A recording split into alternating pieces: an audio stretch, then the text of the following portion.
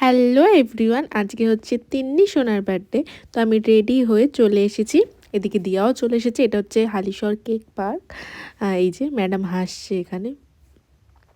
তারপর আমরা ভাবছিলাম কোথায় যাব, তো তারপর আমরা ঠিক করেছিলাম যে সহজ পাঠে যাব। তো সেখানে আমরা পৌঁছে গেছি, ব্যাস এরপর শুরু হলো ফান। তো সেটা তোমরা দেখেই নাও।